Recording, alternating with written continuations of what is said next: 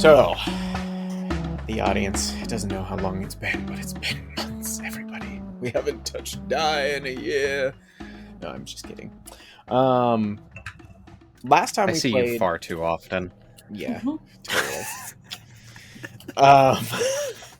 You guys found yourselves wandering through the winding tunnels and caverns of the Underdark for a number of days. In particular, one of those days you found yourselves in a slightly lit cavern where you came across two skeletal corpses.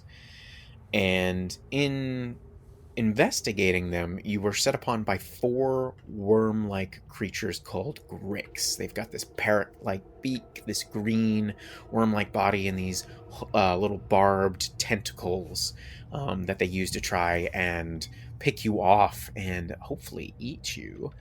However, you guys, in a decent little battle, having to push yourselves kind of hard, you made it through. And you looted the bodies and kind of figured out which was the best way to continue. You found your path that eventually started kind of leading up gradually and continued on for another 6 days. At which point you guys met at a very large intersection of two tunnels in which Brillanir told you that your way lied to the right and his path lied to the left. Or I should say theirs. They kind of told you keep an eye out on, the kind of natural world down here. And hopefully you guys would see each other again if all things went well. And so you guys proceeded on to the right, and not too far and not too long afterwards, you guys found a very large and odd set of double doors sitting at an odd angle at the end of this tunnel, kind of superimposed amongst the rocks. And in investigating, you were able to determine that these doors belong to a massive structure that had been put there with the use of conjuration magic. You would believe some kind of massive teleportation circle, as Sephel was able to kind of pinpoint it down.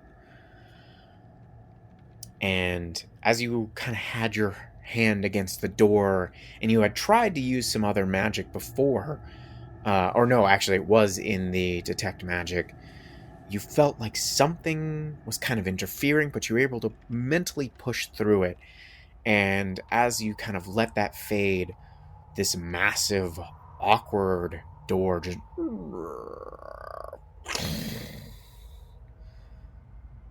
fell inward. Or I shouldn't say fell inward, but swung inward. And into the darkness, you could see what looked like the beginning of a large room, and in which you thought you could make out, in the bits of gray and black that your dark vision allows, bodies lying upon the floor. And that's where we find ourselves. What would you guys I had forgotten about the bodies. Yes. There. Let the bodies hit the floor. Sorry. You get 8 seconds. 8 seconds, Will. It's okay. If Danny was here, she would have immediately hopped up to the mic and started singing that, because that tiny little fiance of mine loves heavy, all types of metal music. It's hilarious.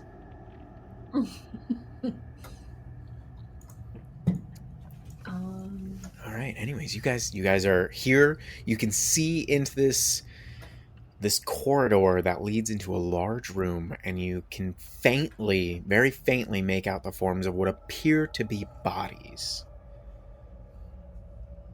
You're all, I almost picture you all hanging around, stacked up on top of each other, looking in, what the fuck? I'm happy to go in first here. unless anyone else has any other ideas, but I think we should continue forward. I'm right behind you. Okay. I am fine with you sacrificing your body. Yeah, Lara's gonna kind of give a glare. Well, perhaps no. This is for the best, and Lara's just going to move forward, thinking best of potentially talking smack on the mind flayer in the group. Yeah. Okay, I would like to kind of stealthily move forward and see if I can. Well, one, she's definitely looking at the ceiling because of those creatures from last time. But she's just going to kind of move forward and see if she can see anything moving. All right, you're creeping forward to see if there's anything alive in this area. Yeah, looking for signs of movement. If I can see that there's bodies, I'm just curious if there's anything like that we need to be worried about that's alive in the room. Okay. You've got dark vision, right? Mm-hmm. Okay. Now, I believe, technically by the rules, dark vision just gives you an actual perception check to see in the dark, but it's at disadvantage. Am I correct on this, resident rules lawyer? No, you can still see. You just can't discern color. If it's further than the 60 feet, Okay. All right. you can make that check. Good. All right. Here we are, moving you guys to the new map on roll 20. Or sorry, I just punched my mic. Way to go. We have to start everything over now. Do we get to talk about the governor again? Shut up. Those days are over. All right. Tell me when you guys find yourselves, and I'm sorry if the map is horribly grainy, unfortunately. It was beautiful in my map maker, but apparently the transfer over, it didn't work out so well. Yeah, the trials of large map making. Yeah. I'm here. Looks good. Okay, so you got a good range of things. All right, I'm gonna go ahead and reveal a pretty good swath here for you, Lara. Ooh. This is what you see. You see this large, grand hall. You see that there are large stone pillars that go up to a large vaulted ceiling that reaches about 40 feet above you.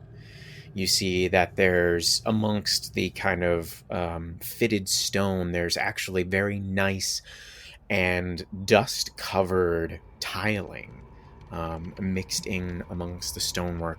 And as you kind of like come up through the corridor and you peer into this room, and you actually see that there's these large clumps of large red crystals that give off this slight glow that fills a little bit of the room, but not too much that it counts as like a real light source. And as you gaze about, you see that there are cobwebs, and you see skeletal forms scattered about the room, some in armor, some in raggedy old clothing, some in what appears to be no clothing.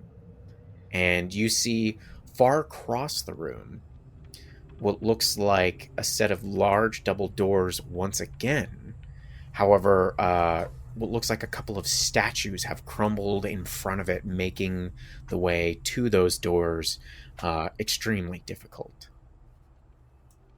However, go ahead and make a perception check for me.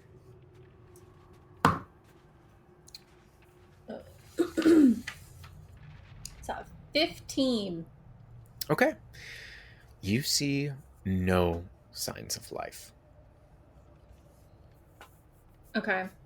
I would like to cast Silent Image and create the image of a person. And I think Lara will make it look like one of the drow. Okay. And I'd like to have him like appear on the east side of the room and just make it walk across the middle. Okay. All right. Let's get a drow out here for you.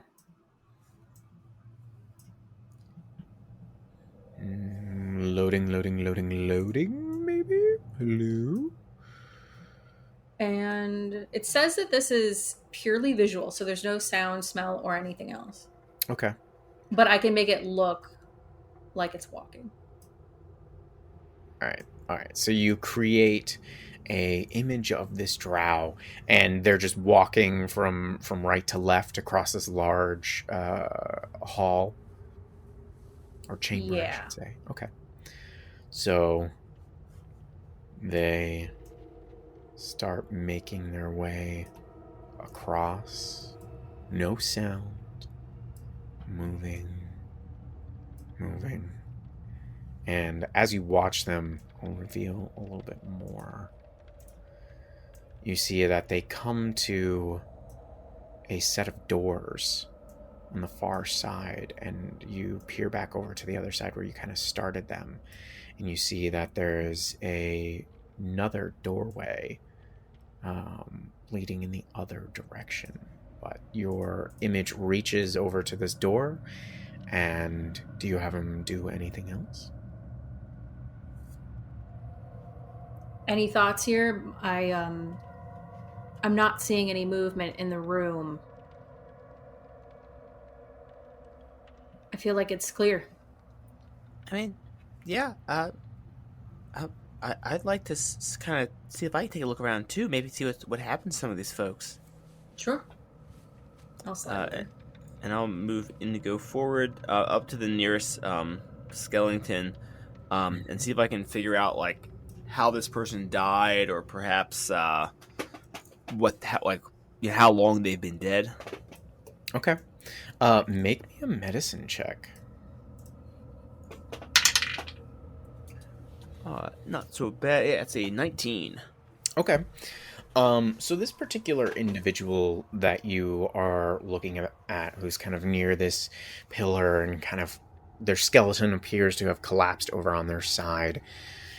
You're looking them over, and there's no clear signs of trauma upon this skeletal form. You carefully peruse over the bones, and any kind of marks you see on them appear to be, I believe the term is post-mortem. So, after they died, and you see what looks like small bite marks, and you see that one of their legs, like their bones, have been broken in one spot. So something must have like stepped on this or moved over it. But you feel like something more natural in terms of like starvation or something else must have occurred that killed this particular individual. Oh, wow. It doesn't look like they died violently, but it do seem like they've been down here for a while. Do you think we should kind of explore a little bit, check this place out? Yeah, it's all clear. We're good. Okay. Nothing worrying at all. Yeah. And I will check out one of these red crystals. This red crystal, Lara, that you've gone up to investigate here, you see that it looks like it's burst through the stone that made up the floor and has kind of grown up here. It looks very similar to the kind of composition of like quartz, kind of hexagonal in shape, and it comes up, and you see deep in its center, it kind of glows with this reddish light, but towards its tips, it actually grows to kind of like a clear color, kind of translucent, I should say. And if you go ahead and make a perception check for me. Yeah. It's a 4. It's a 4. Okay.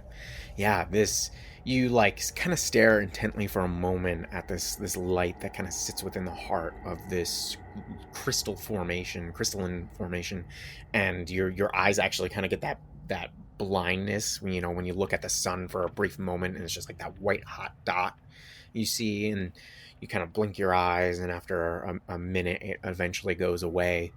But yeah, it's very weird. And Lara will walk away. Okay. As far as we can see right now, the north end of the room and the west end of the room seem to have openings, but the north end is blocked right now. So the north end here has had what looks like some statues and pillars kind of crumble in front of the doors. So the to what would be us, the west and the eastern sides do have doorways that you could conceivably go through if you wanted. Yeah. Cool.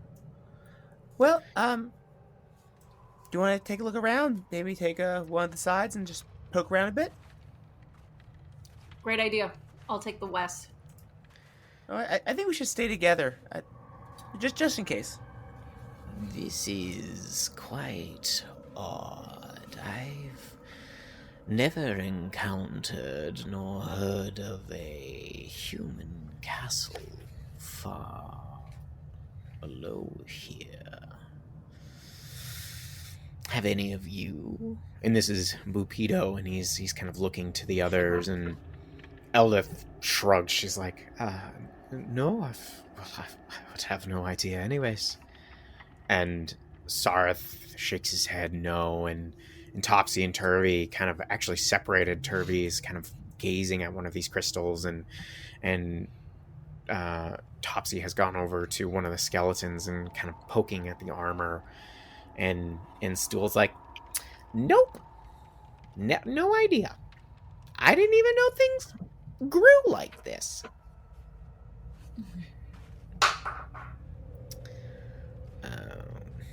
Well, all right. I don't remember if I last time when we first encountered this, if I had done a check to try to. I know I did the identify spell to know that this was teleported here, but is there anything I could do to try to identify architecture, to maybe a time period, or get some sort of scope of what this place might be? Sure, absolutely. Which specific thing do you want to do, or do you just kind of want all of it? Let's go with I guess I will go with history, as I am a more a learned man, and I'm more curious if if this strikes any time period or area I might be or have read up on. Absolutely. Anything like that. Go ahead and roll history. Okay. No. There's a natural 2 for a 9, but still not great. Yeah, this. You try to kind of think back to both your hazy and oddly concrete, knowledgeable memories. It's kind of a thing of when you try to picture a memory or a moment, it's very hazy, but your kind of facts and knowledge base usually comes straight to you. In this particular case, you're like, I have no idea how old this is. Clearly it's been here for a very long time. You perhaps with the help of Indigo could try to determine how long these bodies have been here based off of the degradation of the skeletons and stuff like that. So you guys could work together on that if you wanted to kind of help you pinpoint a little bit more knowledge on it. I mean, I'm totally, if Indigo is interested in that kind of check, I would, or if he's just more Um, Indigo, I am strangely unfamiliar with the architecture and make of the area we find ourselves in. Could you possibly take a look at the bodies and see, perhaps, cause of death and length of their stay in this state? Well, hey, it's all good not knowing stuff. It just means you have a new chance to learn, Sephel. And I did just took a look at one of the bodies, and I can't really tell what caused it to die. But as far as I know, all these corpses look to be human, which is kind of weird for down here. But maybe we put our needles together. We can try to figure out maybe how long they've been down here. So I would love to help him with that if he. yeah, Sam. It sounded like you were gonna say something. What's up? Yeah, well, when Indigo says that about not really knowing anything about the skeletons, I think Lara's going to approach this one that is closest to her and break the skull with her foot. It doesn't even require as much force as you thought it did, because your foot makes contact and it just like crumbles into dust. But at that exact moment, you all hear this.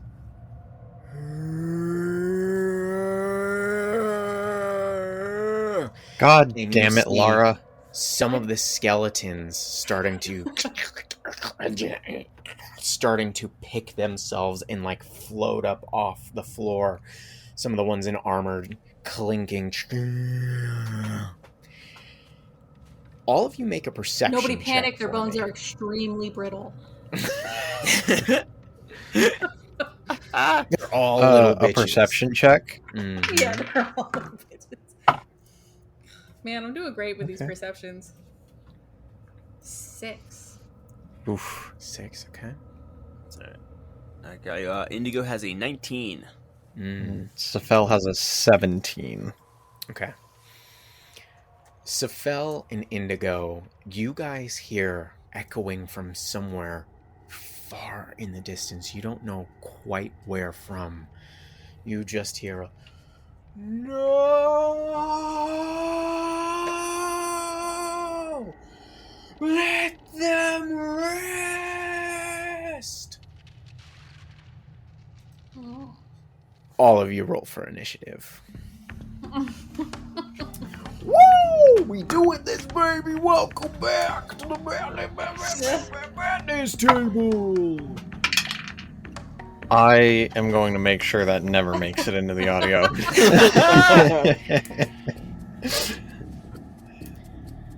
All right, Lara, what you got? I got a cheeky 7. 7. All right. Yeah, I'm really knocking out these low rolls so that later on I'm really gonna kick ass. Mhm. Smart. Sephel. Well, Sephel is already aware that he is twice as good as Lara will ever be, but let's put it in the numbers. Sephel got a 14. Oh, wow. Bitch! Son of a bitch. Lara just runs over and beats him over the head. Indigo, what you got? How would you like your first round on the ground?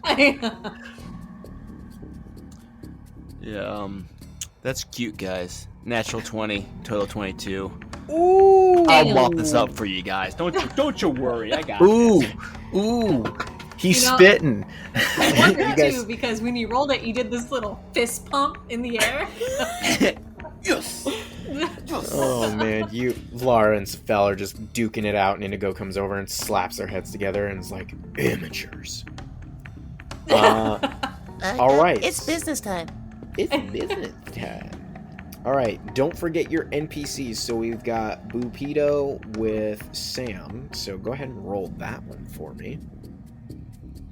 Yes, and we didn't explicitly state it, but I would have given Bupido a weapon. Okay, what Is that- weapon did you give them in the interim? Yeah, I would have given them my staff. Your staff. Okay. Bupido has my staff. All right. And that is a 2 plus Dex's 4 initiative. Okay, 4 initiative. Bupido. Getting up there. Brendan, you've got Eldith, don't you? I do.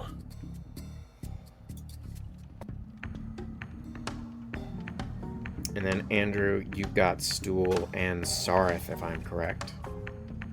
Yes, and I have Sarf with a 17, and I shit you not, our boy Stool also has a natural 20.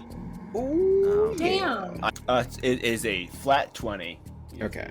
A 0 modifier. All right, what's Eldith got there, Brendan? Eldith, as I roll in this moment, How nice of you. is a 7. 7. Ooh, boy. All right. Turby got a 2. And Topsy got a 6. How wunderbar. Let's get them skelly boys. No joke, I just literally wrote skelly boys instead of skeletons because, my life is just winning. Alright.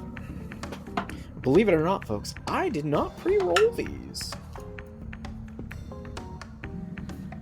Alright. 2, 3.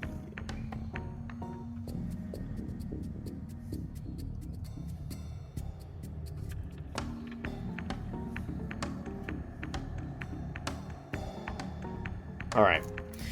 First up, as these skeletons come into view as they rise up from the ground, Indigo, you see them. What do you want to do? Oh, yeah. So glad I get to finally do this! Indigo is going to step up and protectively stand in front of Stool. Mm-hmm. With a shield on one arm, he's going to clutch his hoisting with the other. Holding up his shield hand. I need everyone to stay calm. I need you all to get away from me. And I'm going to turn undead. Oh, Yeah. It's cleric That's time. Is that a channel divinity? That is a yes, first channel divinity, and everyone is within 30 feet. All my undead friends here, they gotta go. They have to make a wisdom save. All right. Let's see that wisdom bone. This one here, that's a 7, so I'm assuming that's a fail. Yeah, DC is 14. Okay. Wow. Let me put is there a frightened condition here? A little bit of a frightened condition. I don't see it. Where is it? What the hell is the ninja mask roll 20? You know what? I'm just gonna put that up for now. Nope, not the death symbol. He's just afraid. Alright, this one to the north. Natural 2! He's frightened. Alright. This one up here in the corner. Natural 17. They make it. And this one here. Wait. And my bonus? Nope, they fail as well. Okay. Okay. Alright. Just double check one thing here, folks. Just double check here. Alright, it's you said all undead have to do this, right? Yeah, everyone within 30 feet of Indigo, which is all the skeletons that I can see. Okay. Alright, cool. And if they Cool. fail, Yeah, they gotta you spend got their turn running away. I No forgot. reaction. And Clerics. the only action they can take is dash. That's fine. Is there It's my anything one else? thing. Is there anything else you can do on this turn? I just get. No, it's good. No. Okay. All right. Well, so what's Stool gonna do? What's our poor Myconide boy gonna do? Victory or death! How fast is Stool? Oh shit, never mind. School's movement speed is truly spectacular, and he is going to stay exactly where he is and take the dodge action. Wow, Stool coming in hot. He's a true savior, as we've all seen. A brave warrior god. Yes. Yes, truly, Stool man. All right, Sarith. Oh, I get to go all at once. I know, all three of you. Yeah, Sarith is gonna see this like skeleton like come up, like rise up, and then also get get wobbly in the knees very quickly. Mm-hmm. And he's gonna strike out with his bone short sword and take a swipe at the skeleton next to him. All right. Let's see what he can do. That's a natural one. We're out of good rolls, folks. You guys got this, right? Yeah, so Sarith swings out and it just like goes straight through the ribcage of this skeleton, and he misses. All right. Okay. That's all she wrote. That's all she wrote. Sephel, you are up. Yeah, so I've got a weird D&D bullshit question. Love it. So, always love those. the spell Bone Shard Yes. only requires skeletal no. remains. You're a monster. If my enemies are skeletal remains, can I throw a skeleton at another skeleton, or at least pieces of it? You can definitely throw some pieces, but it's not gonna be the whole skeleton. I'm gonna say That's that. fine. Yeah. Okay. Take his leg. Take a leg. Yeah, that's fine. I'm gonna choose this skeleton right here next to Sarith, Damn it. and I'm gonna reach out. I'm gonna whatever arm he's holding a weapon in, I'm gonna target the shoulder blade and just fling it at this dude to the left, a little bit north of Indigo. Okay. Hell yeah. Before you do that, can I have you do Okay. a Constitution saving throw, please? Oh shit. Okay. Oh my. All right. Okay. Okay. I do have a question. Mm-hmm. Does this involve a disease or poisoning effect? Fuck no. Get out of here with that Okay. shit. I have to ask. Natural fucking 20. Oh God! Damn it! So that is Fail. a 23. Although that could have been for my attack. So It could have been. So, you all right, saved your boy. you feel this weird energy around this space here, and you guys actually notice that around the crystals you see what looks like little sparks of red lightning, just they almost come alive a little bit more as you cast this spell and you overcome this weird prevalent magic within the area, and you manage to fire off the spell, but you see the crystals almost lightened up and this little sparks around before they fade. All right. Sephel obviously takes note of that, and I'm going to make my ranged spell attack to have this guy over here hit his friend back here. Okay. All right. All right. That could have been so much better. Could have kept that 20. I mean, it's still a 23, but it could have been a crit. It's a hit. Shut up. Roll your damage. Whatever. Okay. Whatever. So he's gonna take. He's gonna take 5. Ooh. Okay. Perfect. Half and half. He takes 5 piercing damage and 5 necrotic damage. Right. Whatever. Yeah. So you rip out this skeleton's scapula, their shoulder blade, and it just boomerangs it across the room and almost friggin' decapitates this skeleton here. And you just hear this weird, ominous crying. I love what I do. I will say the one that just took the damage is no longer turned. Forgot about that. Thank you. Yes. How 1 minute helpful. or until they take damage. Okay, and you said you'd used bone shard, so it tore a chunk out of this guy. Can you go ahead and roll me a d4, Brendan? Sure can. That's a 4, good buddy. That's 4. Okay, so the one that you ripped the scapula off of and projected it across the room 15 feet into a skeletal friend in the north, you see that their form kind of shakes a little bit as they took some damage from that bone. Oh, hell yeah. Yeah, double whammy. Does that mean Forgot they're homebrew also- spells and a fucking cleric in the party. It's amazing, guys. Yeah.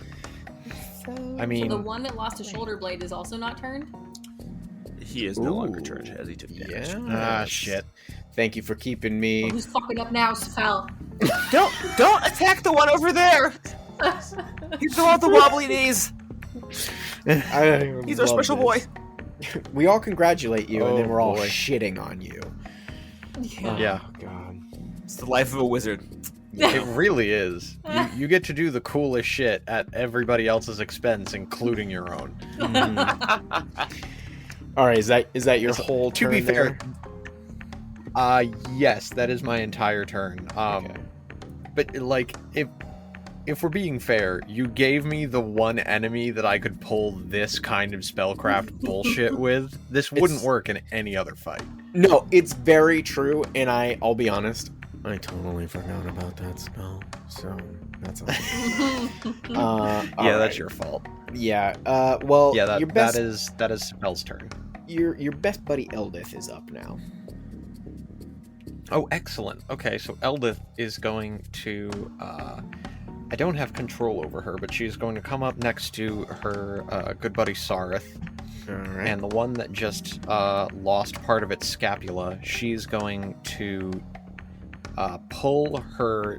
She doesn't have any weapons. Fuck. Keep Nope. forgetting that. She had a rock. Yes, that is right. Well, seeing that it took some damage and seeing how easily Lara crushed the other one's skull, Eldith is going to take this rock and attempt to crush the skeleton's head in. Okay, go for it. All right. What did we have? We just had strength modifier on this one because it was Yeah, a she's not proficient with improvised improvised weapons.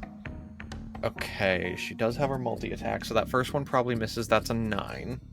Yeah, that's a miss. And the other one is a natural 19. Yep, that one's a hit. Okay, and we're just doing, what was it, D4 damage for the Mhm. rock? Okay. That is 3 points of bludgeoning damage. All right. So she swings in with this rock and actually manages to smash off the entire jawbone and into like the cheekbones and crushes through the nose and knocks off a good bit of it. As you see, she does quite a bit more damage than you thought with that swing. And that Ooh. skelly boy is not looking good. Okay.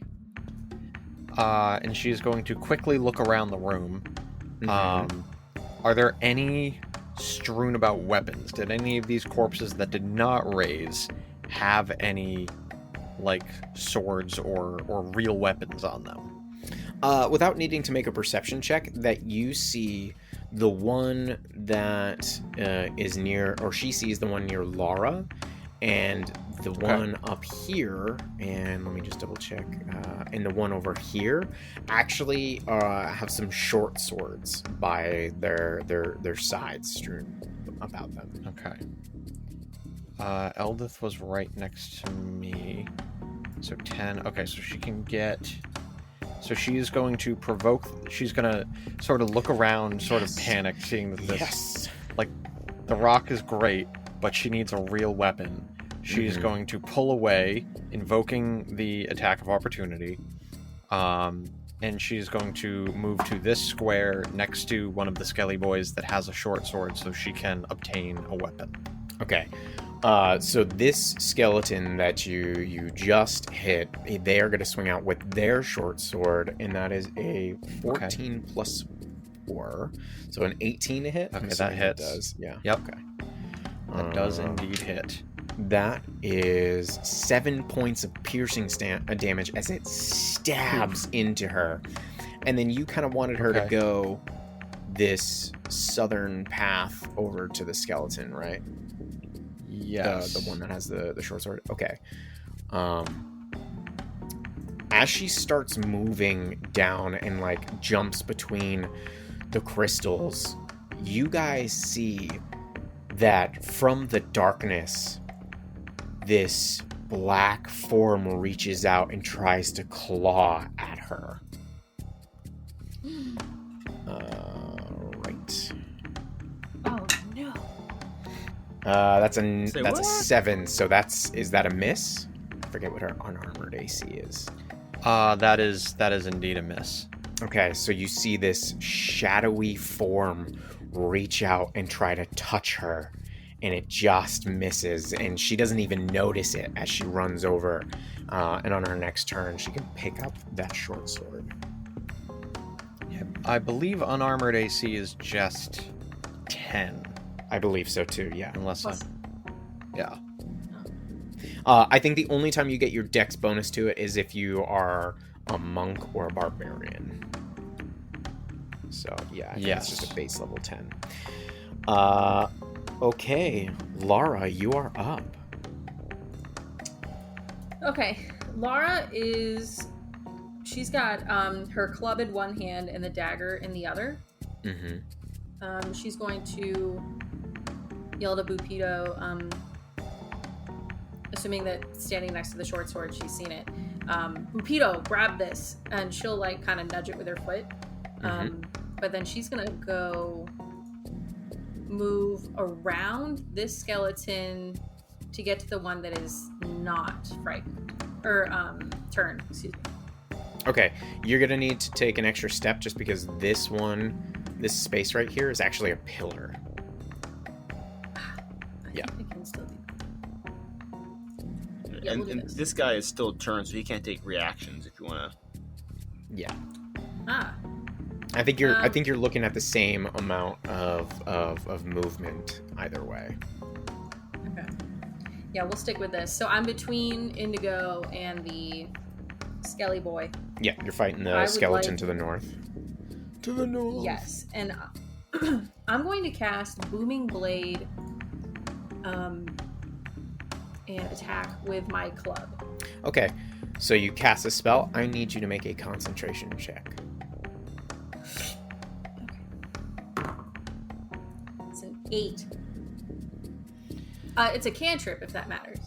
Mm-hmm. No. Hang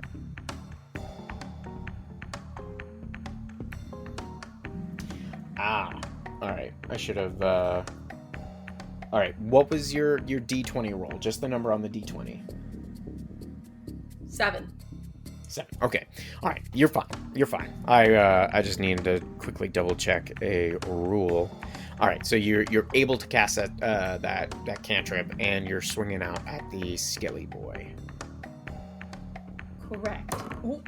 That is a 18 to hit. Yeah, that's a hit. Okay, and this is going to be 1d4 damage. That's 2 damage plus 3, so it's 5. And then I'm also going to toss on my 2 thunder that I get through my patron. Mm-hmm. So 5 bludgeoning, 2 thunder. And then I would like to... she swung the club like against the side of the skeleton's head, and then her bonus action, she's going to come at it with the dagger. Okay, go for it. With the 2-weapon fighting. That's 11. Yeah, no, actually. But it doesn't matter because the reason you miss is you come around with the club and you smash into the side of the skeleton and its body as the thunder and your booming blade spell come in. Just like you just hear this as this concussive force launches the skeleton's body in pieces around the room. And that one's dead. And so, like, your dagger just comes across into empty space. You just had it in swing already. Cool. That's it for Lara. All right. Oh, look at you guys just clearing up house. This is going really well, guys. You know what? This is going really well. I'm proud of you guys. That's not suspicious at That is all. only what a DM says when he's just about to murder you all. You're a little too happy about it. Yeah. You know what? Maybe. We'll see, because it's the Skelly Boy turns. So this one, he's going to start running, and because you guys have to, like, engage in a fight first to be able to take an opportunity attack, right? Because Topsy hasn't gone, he doesn't get a free swing. Or does he? I forget. No, he does. Okay. If any creature is in your melee range and leaves it, you get an opportunity attack. Okay. Well, unfortunately, Topsy friggin' misses, you useless little deep gnome. So this skeleton is going to run all the way into the corner, and it's just, like, hitting into the wall and, like, clawing at it, trying to get away from Indigo. That one's dead. The next one farthest to the north and kind of near the blocked off door is going to move 5, 10, 15, 20, 25, and get up on Lara and Indigo, and is going to swing at Lara with their short sword. Let's see if this Roman numeral die wants to help me out today. Alright, that is a 16 to hit. That is. Yes. Alright, you take 4 points of damage as it stabs into your side. And that is their turn. This one is going to... I would like to take a reaction. Oh, shit. Yeah. And cast Hellish Rebuke. Okay. Roll a d20 for me. Knew that was coming. Mm-hmm. Oh, it fell on the floor. Hold on. Fuck, where'd it go? It's gone! It's gone! I'm gonna re-roll it because I didn't look at it. Tell him it was a 20. Tell him it was a 20. Well, this is a 19. Alright, you are fine. Black. Cast away. I got it. She's got to be modest.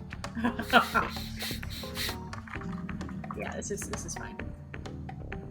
It's Okay, fine. so It's fine. and then they have to make a dex saving throw. Well, they're totally gonna pass that. Like, come on, that's a natural 6. No, they don't. Okay, cool. So that's gonna be 2d10 fire. Crow. 2 OP. That is 15 fire damage. Yeah, describe your friggin' kill. Yeah, so it's fire damage, but it's that blue lightning kind of thing that shoots out. And I imagine that this is gonna kind of wrap around the skeleton and just like cinder, like just like dissolve it into ash.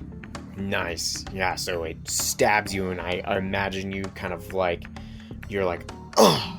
And then you glare at it, and this lightning / blue flame just like carries up the short sword and just envelops it and turns it into dust. The old armor clanging to the ground. Well, these guys were fun while they friggin' lasted. Alright, this skeleton's gonna move over. Actually, he doesn't even need to. And he's going to stab at Sarith. No, not brave Sarith. I can't catch a break. That's a natural 2. Miss. You skelly boys suck. Alright, jeez. That's it for the skeletons. It is now Topsy's turn. Topsy kind of like looks at you all, kind of like confused, and then just kind of like runs all the way over to the skeleton and like clawing at the wall, and he's going to try and punch at it. Natural 19. WTF. God dang it. Coming through in the clutch. And they do, a measly 4 points of damage. Okay. Alright, that's fine. I can hit myself just fine. Alright, so we've got Topsy running up into the northwest corner, taking a stab at things. Now it is Bupido's turn. Bupido is going to hop over, move 5 feet to grab that short sword that Lara indicated, and use his turn to just swap weapons, because I think he's gonna have to stow the staff across his back and grab the short sword. Okay. So that's probably all that he'll do. So as Bupido starts running towards the body to pick up this short sword, another one of those dark figures kind of reaches out from behind Bupido and tries to take a swipe at him. Oh, no. It's a natural 16, so that's a 20 to hit. Oh, yeah, that's not good. Yep. They take 9 points of necrotic damage. Oof. And they take 4 points of strength damage. Jesus. Bupido's down. They've got 13 hit points. What do you mean they're down? Didn't you say 9 and 4? 4 strength damage. Strength damage. Oh, I'm sorry. I was not paying attention. I didn't even know that was a thing in 5e. The hell is I didn't strength either, damage? Which is why I'm like... Oh, you guys will know why in a moment here. And you see as Bupido's been hit, and he's just like... "Ugh!" and kind of like crumbles to the ground, trying to get this this short sword and changing it out. You see these forms starting to draw out from the shadows, all about you. Oh. Mm. Oh, that's Yep. not good. It's not good. Alright, so that was Bupido's turn. And coincidentally, it is the Shadow's turn. So, let's have a little fun. We gotta move Bupido first, don't we, though? We gotta have him over here. So, the first one here is going to swing... it's gonna swing out at Turvy. Hits, does 8 points of necrotic damage. And you see Turvy's just getting pretty beat there. And then they're going to take 3 points of strength damage. And you can see their muscles kind of start to atrophy as this shadow reaches into their body, and just you can see it pulls out wisps of what looks like this white kind of energy. If I had to describe these creatures, they basically look like Dementors, but of complete shadow. Okay. And then this one here is going to... You see it just disappear from your view as it slinks back into the shadows. And then this one over here by Bupido is going to actually leave him, seeing his form kind of start to fall and flutter upon the ground. Bupido is going to get an attack of opportunity as the shadow leaves their area. Let's go ahead and swing with that short sword. Sorry, I was talking while muted. He got a 5 to hit. Yeah, that's a miss. Oof. All right. So then it is going to move over here and is going to reach out at you, Indigo. I don't like that at all. That's a 15 to hit.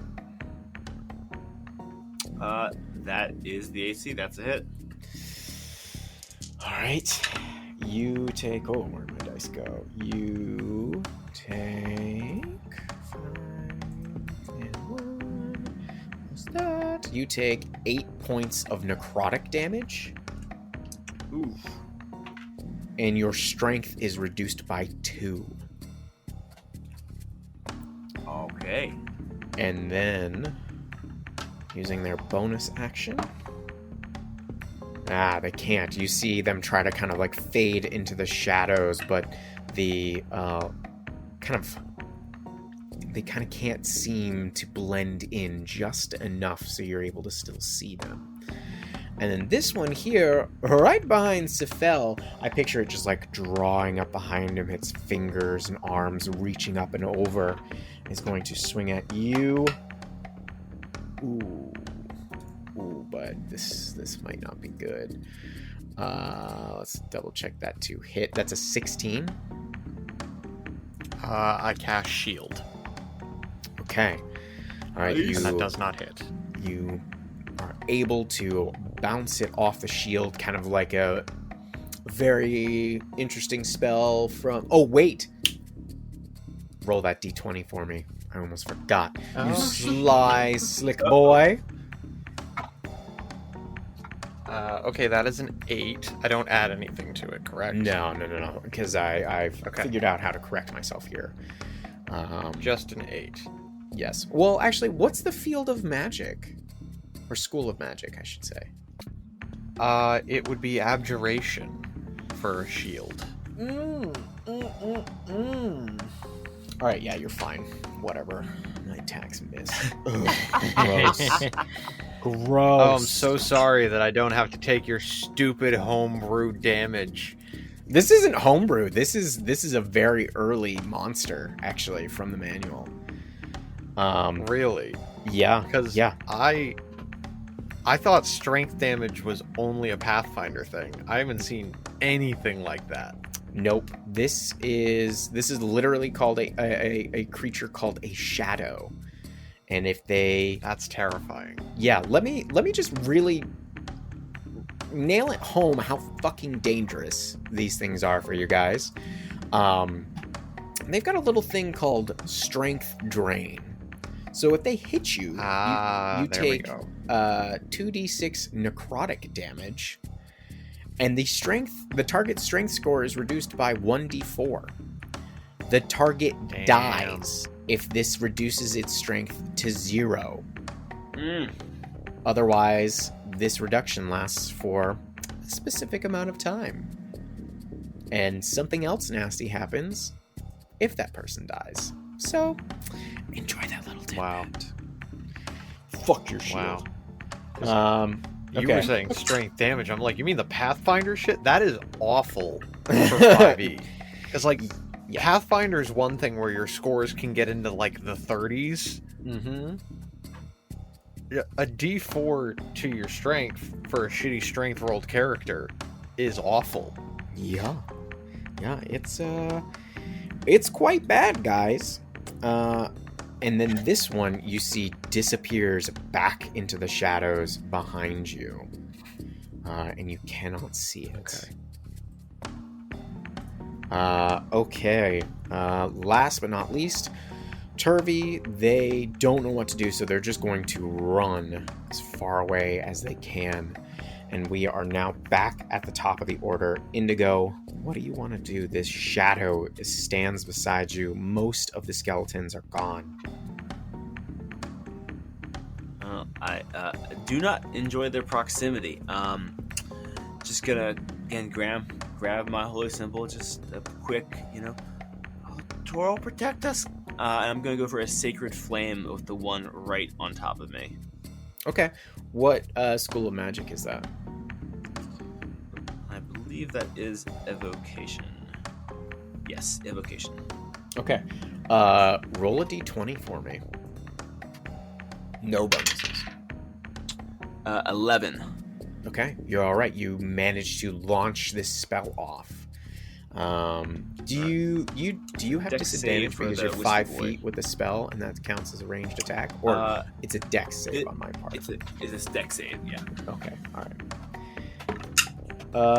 That's a 9, so I'm assuming that's no good. Yes, that's a hit then. And 6 points of radiant to our friend. Ooh, so you hit it with this sacred flame, and you actually watch it actually catch fire with this radiant damage, and it's just kind of silent scream as it's like clawing at itself, and like you can see what looks like a skull's mouth opening behind this like dark, almost fabric-like feature covering its face as you light it up very, very badly. You think you harmed it way more than you thought you did. Oh, wow. Ow. Sorry, but also... Oh, not that sorry. And then with my bonus action, I'm going to attempt a quick heal on myself. I'm going to try to healing word myself. Okay, roll that d20. 16. Okay, you're all right. Cool. And that is a 5 points to myself, but I don't want to die. So that Yes. will help. It's a good thing to not want to have happen. All right, Stool and your boy Sarith are up next, so go ahead and take those turns. All right. For my beloved Stool, I can't risk him. He's too precious. He's gonna take the dodge action again. Okay, he takes that dodge action. Lara's standing there like, Stool, get in the fight! No, No, I Lord, can't. don't you understand? He's the key. Sephel is plotting how easy it would be to kill him in our sleep. Mm-hmm. And then over here, Sarif, unfortunately unaided by Stool, is going to attack this skeleton right in front of him. That bone short sword. Going for the bone daddy. All right, perfect. That is a dirty 20. Yeah, that's a hit. All right. That is 7 points of piercing damage. All right, you stab into it, and you manage to get up through the skull, and it just crumples. The body just crashes to the floor as the skull stays pierced upon the bone blade. You have killed the skeleton. Awesome. Cool. Then I'm gonna have him step up next to Sephel then. Okay. Since that is our Right here? frail squiddy boy. Okay. Yeah. Well, I take great offense to that. we Oh well. There's more. You see, let's see here. Nope, that's not the button I want. You see from the darkness that shadow appear and take a swipe at him. Ooh, that's a natural 17. So that's a Yeah, that's gonna 21 to hit. Yikes, that's 9 points of necrotic damage. And Still 3 points of strength damage. Alright. Okie dokie. Sephel, you are up. Okay. I was hoping that a shadow would reveal itself to me. I mean, there's the one next to Indigo, but fuck him. Jesus. Teamwork! This one right in... Actually, while I have the time to do so, I am going to try to move myself back to the wall to give myself a little bit more cover. and then Okay. I'm going to take a shot at the shade that is up in Sarth's business with a celestial burst. Well, before you do that, we gotta resolve a little something, because a Yeah, shadow I fucking appears know. and Oh, shit. swings as you move. That's not what I thought at all. 15. That is a 19 to hit. Yep, even if I wanted to shield, that would hit. Oh, you take 10 points of necrotic damage. And you go fuck yourself. Ow. And you, oh no. Damn. Oh no. How much strength does Sephel have? Sephel has a 10 strength. It just went down to 6. Oof. Yikes. Oof. Yikes. Okay. Oh, God. Yeah, Ugh. so now he is actually, like, frail again. Like, he didn't look as frail in Mind Flayer form as he did in Old Man form, and now his, like, arms have shriveled a little bit, Yeah. and he, like, sucks into himself. It's Okay. horrible, nasty shit. That changes my target then. Because I feel the swipe and this energy literally sapped out of my body. And he just reactionary, like, spins around and throws out a hand and launches this celestial burst at the shade that reappeared and attacked him. Okay. So- what school of magic?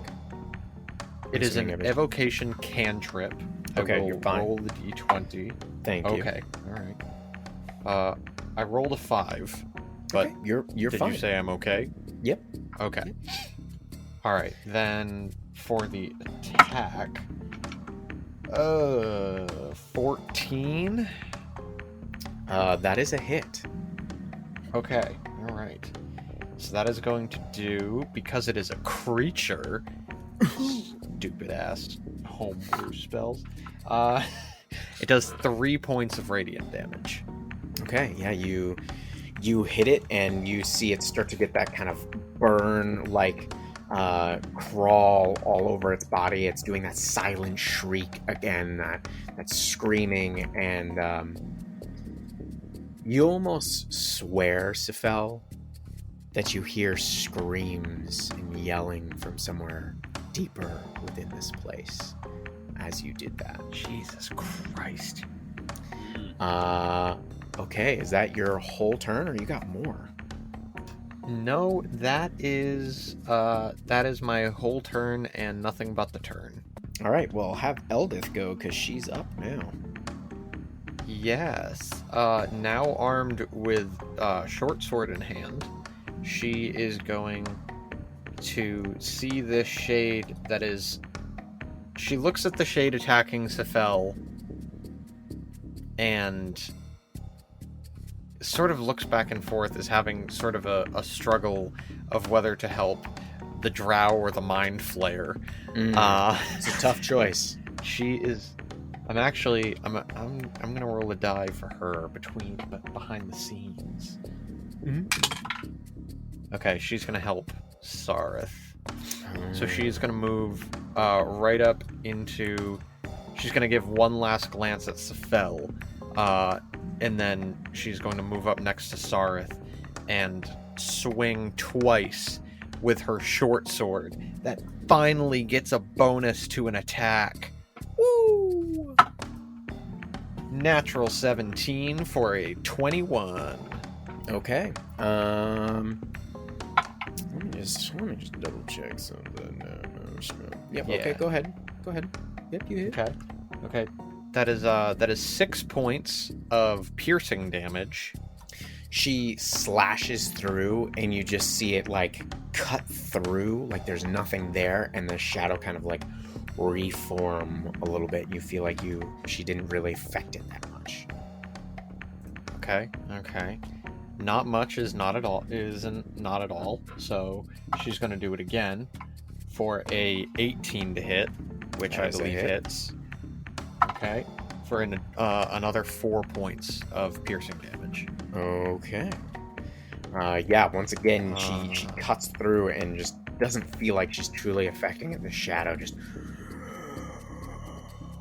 Okay. gliding And in she front of her. is... She just moved 30 What would feet to get up there. Yeah, a perception check would be an action, right? It's free. I'll give it to you for free. Okay, so she's going to use her keen hearing ability as a scout to make a perception check, catching a little bit of those, those screams from deeper in. She's going to do a perception check to try to lock into the direction that those screams are coming from. Sure. Okay. Okay. So I get advantage on this check. I don't think I'm going to need it. Yeah, she has got a spicy perception score. That is a 23 total. She feels like they're coming from the north beyond these doors. These blocked off doors. Okay. That figures. Alright, cool. She's just going to take note of that and then turn back to the shadow in a guarded stance. Obviously not mechanically guarded, just... Not mechanically, but I get you. No. Like, it doesn't do anything, but it looks cool. Flavor guard. Lara, you're up. Watching all of this, the shadows kind of not taking any much physical damage. Are you metagaming? Lara's going to look at Indigo. Are you metagaming on me? How dare you? I'm just kidding. Well, I mean, I saw it, right? Lara's going to turn to Indigo and just say, I guess she'll kind of shout it out. Do we think that these crystals are a source of power here? Should we be attacking the crystals and not the shadows? Is it a free action, I'm assuming? Yeah. To talk, it's free. Yeah, totally. If you're gonna monologue for like 5 minutes, I'm gonna be like, your first sentence probably got out, but filibustering the combat. The idea come had on, occurred Senator to me. Sununu, really? Come on. I'm just kidding. Governor, whatever. If you have a means to attack them, it's not a bad idea. Yeah, fuck it. I'm gonna go ahead and I'm gonna move. I'm probably gonna take. Yeah, it's fine. I'm gonna move closer to it, and Yeah, I'm you're going gonna to take an attack attack of the opportunity. crystal. Let's see, this metal die has been nice to me. Natural 15 for a 19. Oh yeah, it's gonna hit. Oh, yeah. Oh. How many hit points you got? I've got 10 right now. You just took max 12 necrotic damage. Oh, Well, I guess it's a good thing Lara's resistant to necrotic damage. Oh, shit. Yeah, buddy. Yeah. Oh. Point. Counterpoint. There are only a few times in a PC's life that you get to give that kind of middle finger to your DM. Relish that moment, Sam. You know what? I'm very happy that happened. However, you still take 2 points of strength damage. Okay. All right, so you're gonna swing at this crystal. Yes. What you swinging at it with? And I'm gonna swing at it with my action is gonna be the club. Mm-hmm. That is only 8 to hit, but it's a crystal. You hit it.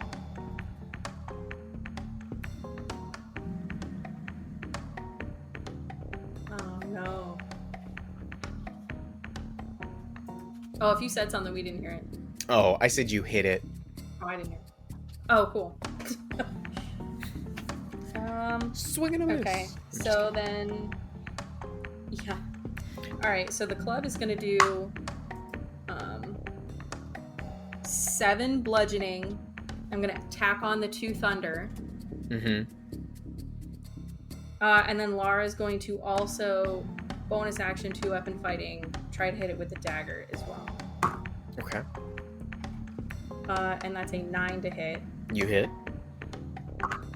So that's another 2 piercing with the dagger. Okay.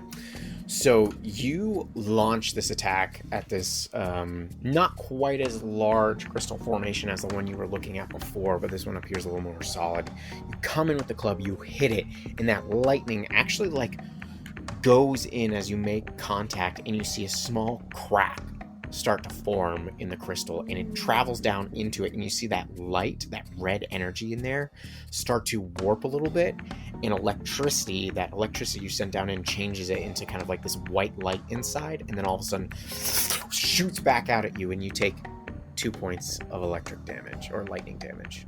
Oof.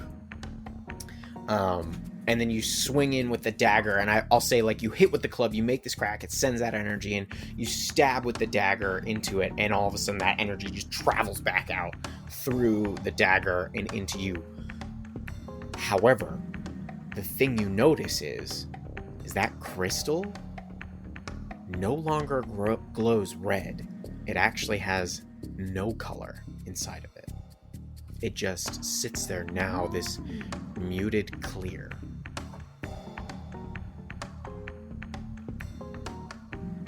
I turned it off. I turned the light off, guys. Look at me. Good job, I think. I don't know. But that's it. For Lara. Alrighty then. Well, my one remaining Skelly boy gets to go. Some fucking good he'll be. Well, he did get attacked, so he's no longer frightened. So he's going to turn on Topsy, and he's going to swing with a short sword. Natural 19. So you guys hear this light scream. His Topsy gets stabbed with this short sword. Doing a little bit of damage. Just a little bit of damage, guys. Alright, that is their turn. Now it is... Oh, it's actually Topsy's. Look at that. I got a little bit of the initiative order wrong last time. So Topsy's going to go and is going to punch this sucker right back. If she can. Natural 20! Nice. But two ones on the dice. But, however, they are vulnerable to bludgeoning, and with that, it's still standing, but you just see her bust out most of the chest cavity on the skeleton in the corner, and it's just hardly holding itself upwards as she busted into it. Alright, now that I have my initiative fixed again, it's the Shadow's turn. This one here right next to you, Indigo, it's going to reach out and strike. Oh, I hate that.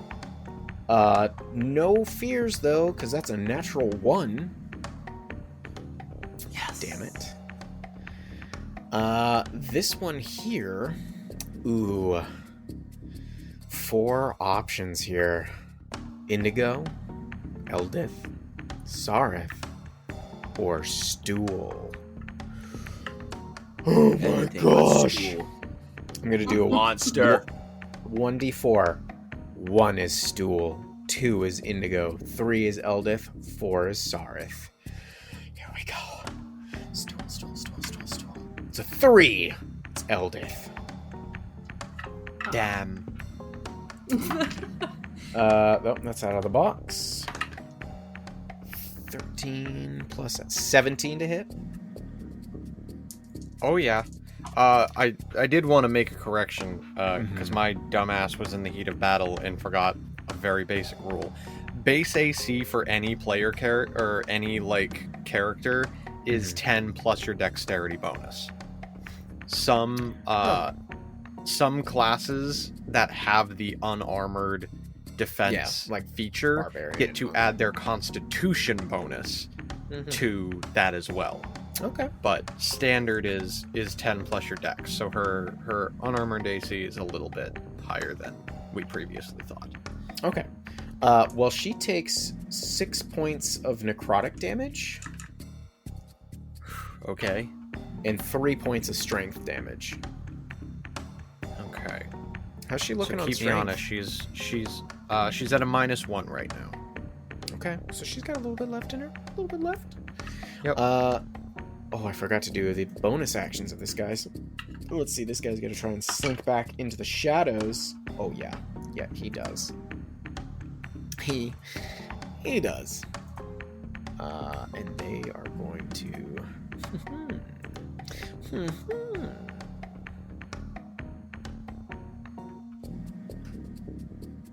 Yeah, this will be interesting.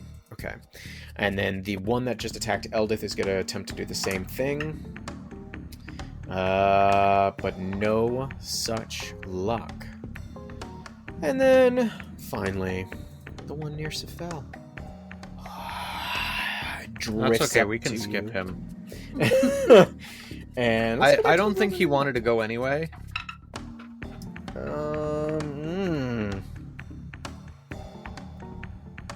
Does a 16 hit you? It would. If I didn't use cast another shield. spell slot, you gonna do it? I am. Roll that I d20. am. It's gonna happen. It's gonna happen. Okay, that is a 13. All right, you're fine. God damn it. Okay. I feel like this is a super fucking disappointed. cool. Yeah, I feel like this is a super cool thing for very specific spells, and we just haven't given him the It's- satisfaction. It's fine. It'll happen when it happens, I guess. This one attempts to slink back into the shadows, but no luck. All right. Bupido is now up.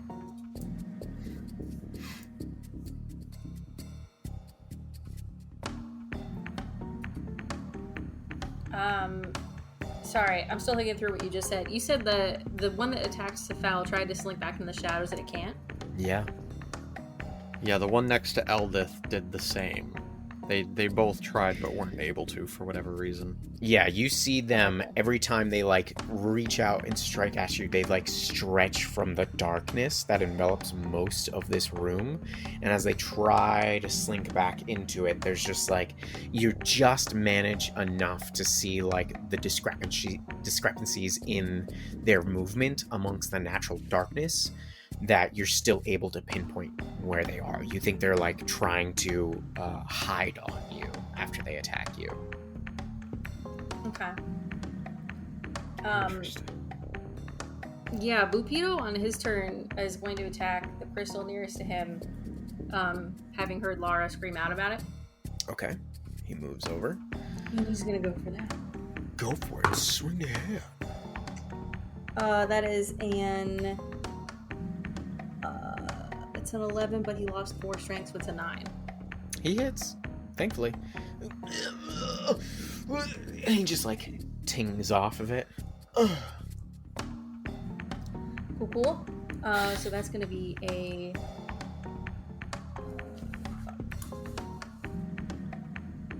Sorry. Never keep this weapon straight. Short sword should be a d6. Yeah, so that's 6 damage. Okay. He like swings into it, but his blade kind of like bounces off, and he's not quite sure if he really dug into it or not. She's like, I'm not sure if I can really make a dent in this. Okay, well that's it for him. All right, next up is Turvy. Turvy doesn't really want to fucking do anything around this, so they're just gonna run this way. All right, back up at the top, Indigo. Oh yeah. So this is a spooky place. I'm looking down to the south towards Sephel. Does Indigo have a clear shot at the shadow here harrying our mind flayer companion? You do, and you also have this one here as well. It is like real close though. Don't love that. Also, looking around, I think Sephel and Lara have both taken some hits. Who's looking worse? I don't know how to tell you that. Lara. Sephel is okay. He looks a little beat up, but he doesn't look like he's on death's door either. I don't think that Lara's background, like, she's not one to show that she's hurt, but she's taken some hits. I'm like hurting, but not really hurting. I'm a tough guy. I'll probably go down, and then you'll realize how bad it was. Cool. Well, in that case, you're fine. You're fine. I am going to, again, kind of raising a hand up, swirling above my head. I'm just going to shoot a burst of radiant light. I'm going to try guiding bolt the one over by Sephel. Ooh. What's the school of magic here? This is some good evocation. Fuck. Okay. Roll a d20, please. 7. You're fine. I kind of want to fail this check. I do I kinda don't know wanna what the know, fuck right? is happening. Like, Right? like, you know how terrible that is? Like when someone tells you the stove is hot and you're like, I know they're right. And so But- logic tells me not to touch it, but I really want to find No, out. I know, right? Every time you guys, you're kind of seeing a pattern here. Every time you guys cast a spell, you notice that the crystals in the room seem to react. Like there's that bump in their brightness and that kind of like little spark around them, and you feel like something's trying to interact with the magic that you're conjuring into your hands or through your staffs or wands, however it is you manifest your magic. Something is like almost interfering or trying to warp it. You can just kind of feel something's wrong in the general area here. It's wild. Don't like that. I don't like that one bit. No. Three primarily spellcasters. It's not a great problem to run into. No. Casual. That is going to be a 19 on the guiding bolt, though. Ooh, yeah, that's a hit. How many dice you rolling over there? 4d6? Yep. Oh shit. Wow. Yeah, it's 14 points of radiant damage. Wow. Describe your obliteration. I would just love to. So yeah, Indigo stand there. They raise their hand up, swirl it around, gather a bit of light as they're kind of muttering under their breath, and just let out this blast that goes right over Stool, right past the one shadow, and then just absolutely obliterates the one by Sephel. And he gives you a toothy thumbs up. Nice. Hey, Eldith. How very anime of you. Yeah. That's what I'm here for.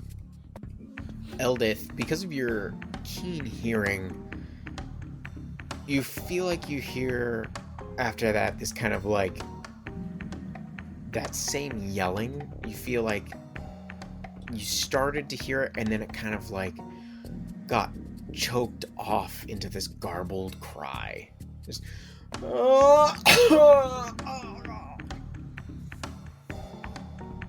Interesting. all right, At any Indigo. particular point, like when a crystal was struck, like when an attack happened. As that Was there shadow a- was obliterated, she heard that. Oh, that's weird. All right, Indigo, is that your turn? Yes, that's all Indigo gonna do. All right, well, you got Stool and Sarith. What these boys gonna do? Stool is just so brave. He is braver than anyone gives him credit for. And in this Absolutely. moment, when the chips are truly down, he's gonna take the help action. Oh, And fuck. a sweet seraph in his attack. I'm loving it. Just yes, I imagine like teamwork. just like some spore clouds go out, and the shadow's like. What is And then this Saraf's fungi gonna on make me? uncanny. Alright, and he's gonna make Saraf is gonna make an attack with the short sword. Good thing we had advantage there. It's not pretty. That is a 13. That is a hit. Booyah! Yes. Oh, yes. All right, and that is 7 points of piercing from our boy Seraph. All right, once again, feels like that damage coming through doesn't quite fully penetrate, but this shadow does seem smaller in size now after that swipe. Excellent. All right, the Indigo boys rest. Alrighty, Sephel, you're up. Just been saved by All right. Indigo. How does that make you feel? That the young this is- hobgoblin just took over for you. Yeah, if I'm remembering correctly, because it's so much time between our filming of episodes. This is not the first time this has happened. This actually, I believe, is the second battle where Indigo has saved Sephel's sorry ass, You did right. and Sephel is, I think, between the intelligence that he sees coming every blue moon from Indigo, the attacks that do that much damage, the knowledge to use radiance and the power behind it, there's a very thin line of something that could almost be confused with respect budding for Indigo. Must be so difficult for them. Yeah, no, it's a hard time. So Sephel is going to acknowledge that. Like any healthy emotional moment, he's going to suppress it to be dealt with later. And he is going to step out to get a clear shot at this shadow harrowing Eldith. Okay. And he is going to cast a Celestial Burst once again. Roll that d20. Okay. 8. You're fine. This DC must be so low. You're fine. Just cast your stupid All right. spell. Alright, it's a 17 to hit. You gonna be okay, bud? Yeah, you hit. It's whatever. Okay. Alright, well, just know I care about you, okay? I want this to No, be you fun don't. for you. No, you don't. No, you're right, I don't. That's why I rolled 6 points of radiant damage. Describe your kill of the shadow. Yeah. He is going to process those emotions, not healthily. He's going to repress them. He's going to step out, and in the first steps of processing is going to have that denial bargaining sort of phase where he needs to now prove his own usefulness. So he's going to sort of copycat and reach his hand up, grasp that almost Legend of Zelda manifest something that in the air that wasn't there before, grasp this ball of light and curveball toss it at this shadow and blast it back from whence it came. Whence it came. Once again, Eldith hears another choking, it almost sounds like sob as this shadow disappears. And it is her turn. Okay. There's one skeleton remaining in a shadow that has disappeared somewhere. You don't know where. Okay. She doesn't have anything she can do at the moment. What crystals have already been attacked? The one here next to Bupido and the one to the north up by Lara. Okay. Now that she doesn't have to worry about getting attacked by this one that Sephel just destroyed, she's going to take a step back to this southeastern crystal, and she is going to swing at it with her short sword. Okay. That is... oh, well, they don't have a high AC. So tell me. It's a natural 7, and I'm forgetting her modifier at this point. Oh, yeah, she's going to It was an 11 to hit. Yep. Yeah, Okay. she hits. All right. Minimum damage for 3 points of piercing damage. Yeah, she like stabs into it, and she doesn't even like leave a scratch. She just ting, right off the crystal. Okay. She's going to try once again. Actually, can she... leaving the short sword in her main hand. She's going to pull the rock that she had in her offhand. Okay. And she's going to see if she can maybe crack it with that. Yeah, She's go for it. Sweet. she's assuming that maybe trying to stab a stone isn't the best idea. Maybe not. So, okay. I do need to account for the fact that her modifier is lower. So that is an 11. So that hits, right? Yep. Okay. Yeah, very, very low AC on this. Okay. 2 points of bludgeoning damage then. Yeah, she actually manages to hit it, and you hear this as a very small crack starts to form, and that energy, that red kind of light inside of it, actually kind of crawls up like smoke within the crystal and reaches into that crack and just starts to kind of like dissipate out of it, and gradually that light just leaves that crystal, and it is now Okay. kind of that muted, clear look. Okay. She She didn't take any of the... No, like, electricity damage from striking it or anything like that? Nope. Okay. Odd and spoopy, ain't it? Anyways, it's Topsy's turn. She's going to strike out. consistency. There's no fucking consistency. Well, you just don't understand.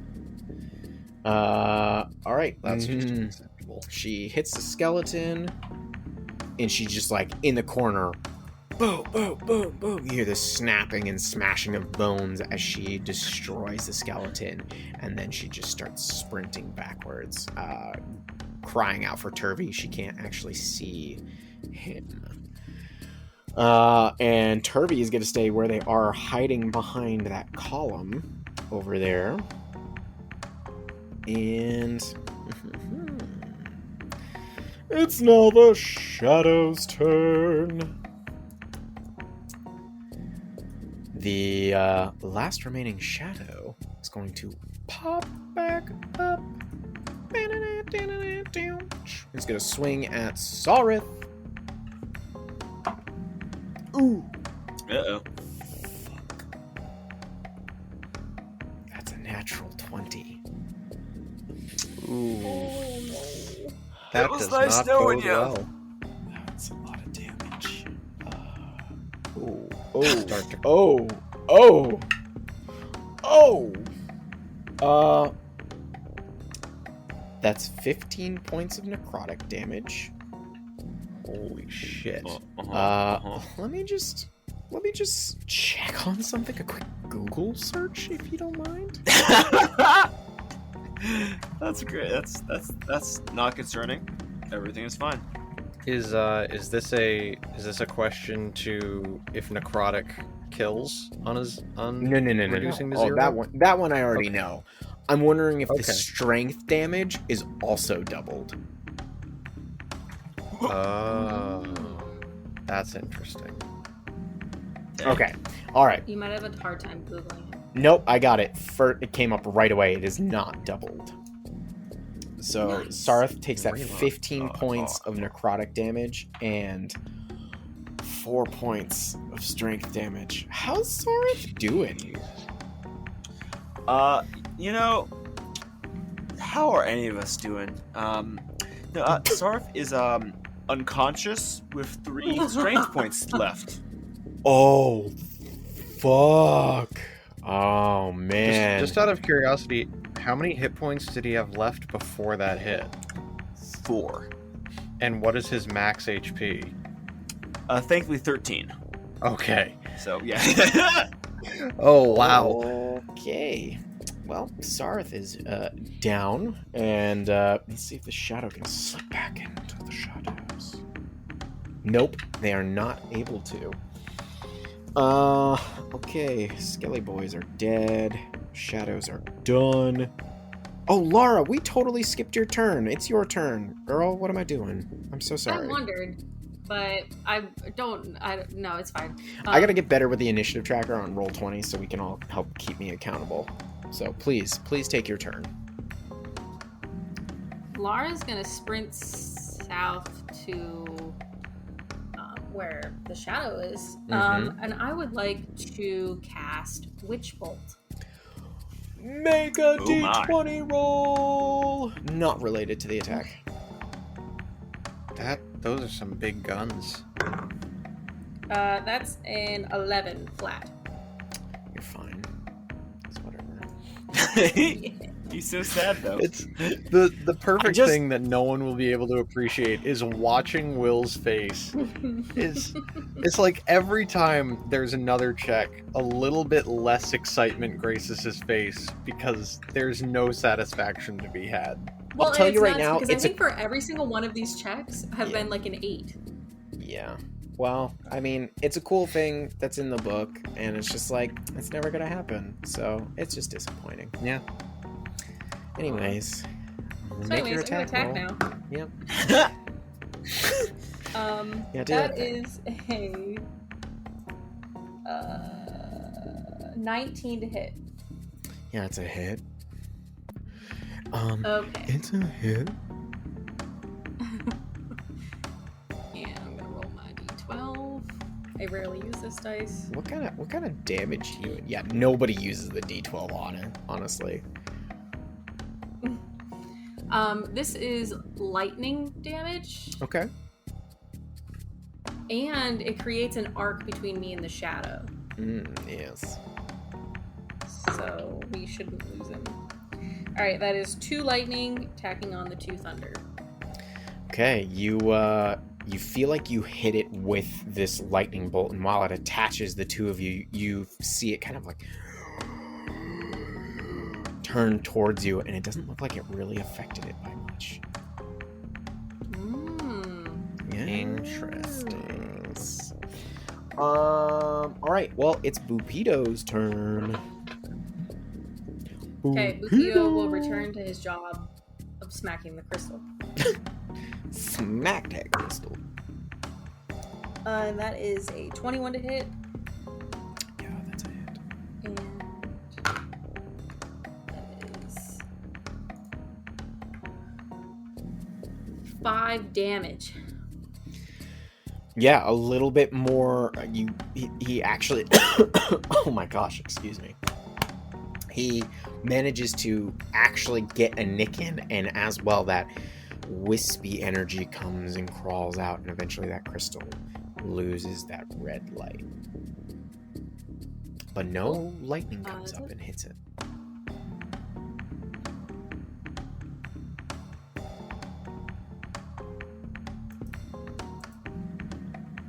Okay, that's it. That's it. Yes. Thank you. Babupido. All right, Indigo, you're up. All right, well, as they have, poor innocent Seraph. Can't forget about him. I dare not forget. I will rush to their aid. Yeah, I'll stay where I am, though. I am gonna, risk the weird crystal magic, ritual yet again. I'm gonna go for a quick, wow, sorry, my brain just stopped functioning there. Sacred Flame. Okay, yeah. Just full stop. No, we're back. Sacred Flame. Forgot Roll that Sacred D20. Flame. I know. That's a 9. You're fine. Do your Cool. shit. Oh. Make a little deck save, why don't you, huh? Make a deck save. Yippee! That's a 3. Total of a 5. So yeah, not gonna be much. Yep. All right. That is 8 radiant damage. Ooh. Describe your kill.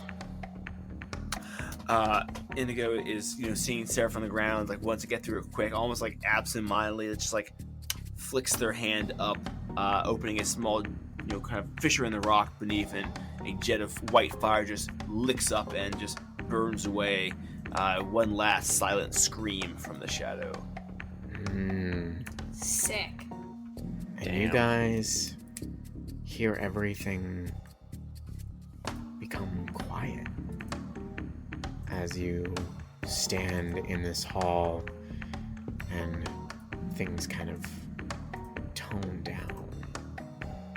You see the skeletons around you, the blasted points where these shadows once clawed from the darkness at you.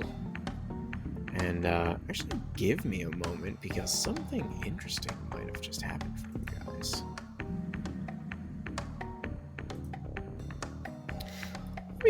Let me just check that XP. Aw, shit. Ooh. I think Ooh.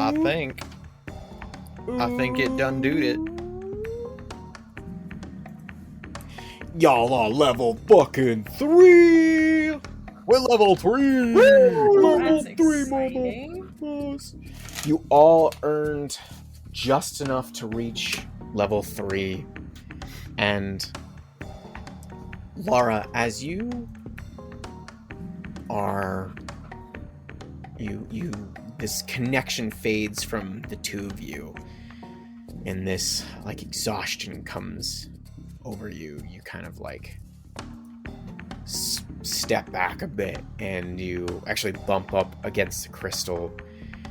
And as you feel slightly stronger for a moment, having come through this odd experience, you touch this crystal, and there's like this shock that runs through you up your back, and you get like a flash, and you feel some presence almost calling out to you deep beneath your feet. And you know, without a shadow of a doubt, that whatever called out to you, you have to find it. You feel an inexplicable bond between you. And that's where we'll leave it today.